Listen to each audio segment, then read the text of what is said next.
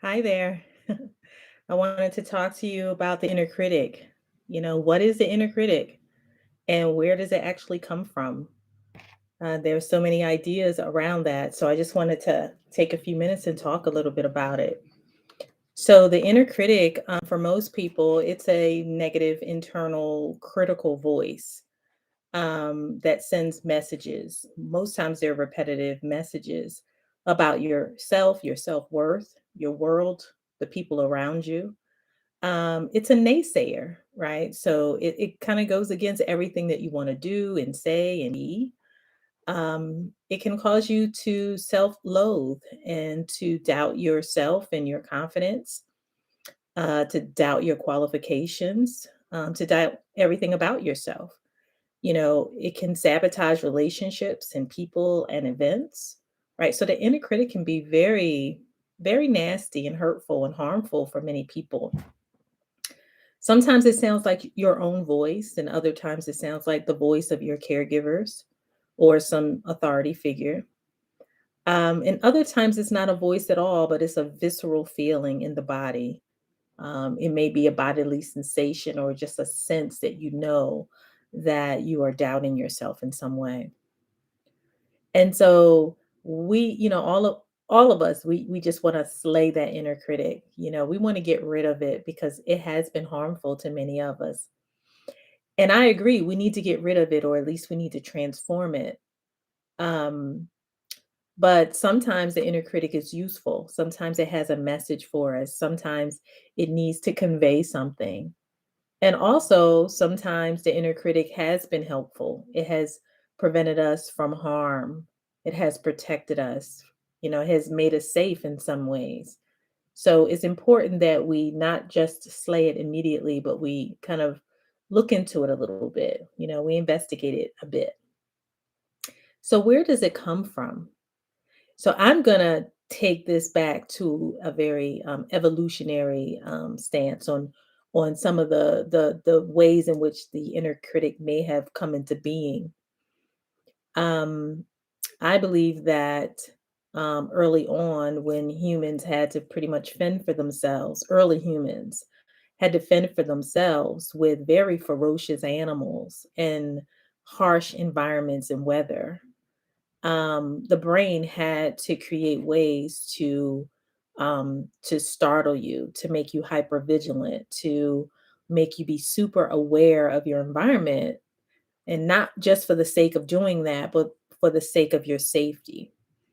It needed to remind you over and over again that there could be a deadly animal behind that bush or at that watering hole or even in that open field, right? It wanted to tell you, hey, don't be too relaxed because something is lurking right around the bend. And so the brain started to create these messages to alert you to your environment, because the more aware you were of your environment, the more likely you were to live. And if you weren't aware, then you could actually die. You could get killed, harmed, maimed, eaten, right? So, and obviously, if you're eaten or killed, then you can't procreate. And if you cannot procreate, then the population can't grow.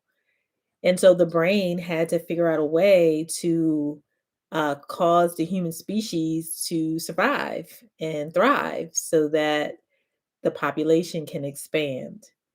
And so that was probably some of the earlier ways in which the brain, through the limbic system, had to alert humans of danger. It was designed to keep us safe. And so those very prehistoric ways in which we needed to have that mechanism so that we can be here today. Well, it carried forward to modern day humans.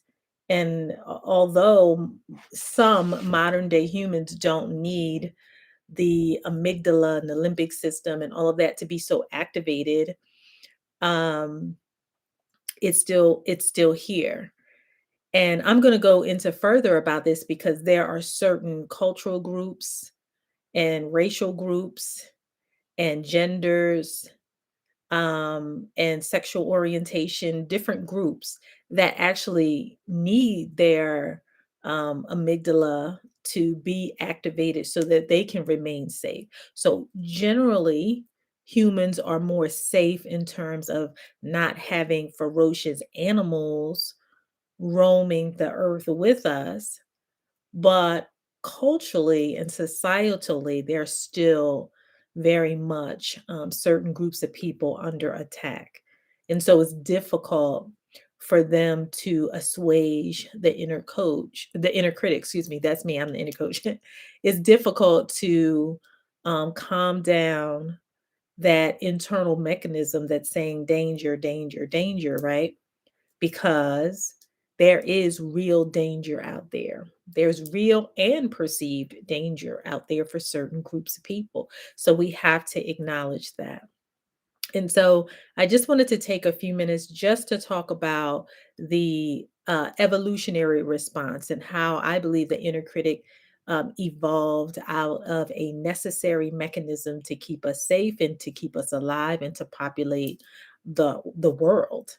I'm going to come back and talk more about the inner critic and how other aspects of our experiences have also played a major part in developing the inner critic and how it's continues to thrive and be present in many people's lives.